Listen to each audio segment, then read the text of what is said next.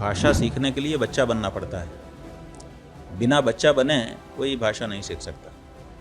तो स्वाभाविक है कि हम भी बच्चा बनेंगे तभी सीख सकेंगे, इसलिए बच्चा बने हैं। महाराष्ट्र में उन लोगों से जो दूसरी भाषा नहीं जानते हैं, केवल मराठी जानते हैं, उनसे संवाद स्थापित कर सकें, तो उसका इसी में उपयोग होगा। आप अगर इस तरह से परेशान करोगे तो फिर लोग यहाँ आना बंद करेंगे। फिर जो काम बाहर वाले आकर के यहाँ कर दे रहे हैं वो काम आपको खुद करना पड़ेगा। जैसे मुस्लिम देशों में हम लोग देखते हैं कि भारत के लोग जा करके वहाँ पे काम कर रहे हैं और वहाँ के लोग राजा बने घूम रहे हैं। ऐसे ही महाराष्ट्र के लोग राजा बने घूम रहे हैं। दूसरे प्रांतों के लोग आकर के परप्रांतीय यहाँ पे सब काम कर रहे हैं। रोजी रोटी तो कहीं भी मिल जाती है। लोगों ने कहाँ जावा सुमात्रा जा करके रोजी रोटी प्राप्त कर ली है, तो जिसको रोजी रोटी का ही मामला है वो यहाँ से कहीं दूसरी जगह खिसक जाएगा। उसके बाद हर काम आपको करना पड़ेगा।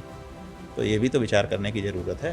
महाराज जी, आपको मराठी सिखाया जा रहा था, हमने देखा आप काफ़ी इंटरेस्ट के साथ सीख रहे थे और 2 दिन में आपने काफ़ी अच्छा बोला हम लोगों से। तो आने वाले समय में अगर आप वापस से महाराष्ट्र में आते तो क्या अपना भाषण आप मराठी भाषा में देना चाहेंगे हिंदी के साथ ही? देखिए, पहली बात तो यह है कि भाषा सीखने के लिए बच्चा बनना पड़ता है। बिना बच्चा बने कोई भाषा नहीं सीख सकता। तो स्वाभाविक है कि हम भी बच्चा बनेंगे तभी सीख सकेंगे, इसलिए बच्चा बने हैं। और हम सीख क्यों रहे हैं? इसीलिए सीख रहे हैं ना कि महाराष्ट्र में उन लोगों से जो दूसरी भाषा नहीं जानते हैं, केवल मराठी जानते हैं, उनसे संवाद स्थापित कर सकें, तो उसका इसी में उपयोग होगा। तो सर, जिस तरीके से साथ ही साथ जो महाराष्ट्र के संत हुए हैं, उन्होंने मराठी भाषा में बहुत सारा धार्मिक आध्यात्मिक साहित्य लिखा है। बिना अनुवाद के सीधे सीधे उसका आस्वादन करने का भी मौका हमको, अगर हम मराठी जान जाएंगे तो मिल जाएगा। तो ये भी हमारे लिए एक दूसरा लाभ होगा। महाराज, जिस तरीके से वीडियो वायरल हुआ था एक भाजी वाले को, या जो मिडिल क्लास फैमिली है जो एक दिन पे अपना घर रोजी रोटी चलाता है, उसको एक झापड़ मार के ज़बरदस्ती मराठी बोलने पे फोर्स करना, इस पे आपकी प्रतिक्रिया क्या होगी? क्या ये इस पे हमारी प्रतिक्रिया की बात नहीं है बहन जी। ये तो पूरे देश की प्रतिक्रिया से पता चल गया कि इस तरह का कार्य अब देश में अस्वीकार्य है। किसी ने भी स्वीकार नहीं किया।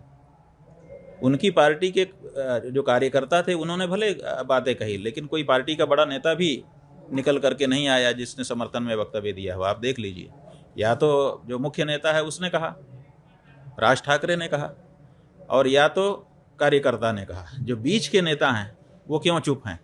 इसी से अंदाज़ा लगा लीजिए कि उनको भी ठीक नहीं लगा है, और उनको भी बोलने पर लग रहा है कि हम बोलेंगे तो हमको भी शर्म ही आएगी, इसीलिए वो भी नहीं बोल रहे हैं। सर, इससे पहले भी उत्तर भारतीयों को टारगेट किया गया था, मारा पीटा गया था, फिर से एक बार कहीं ना कहीं किसी मुद्दे को लेकर उत्तर भारतीय को ही महाराष्ट्र में टारगेट किया जा रहा है।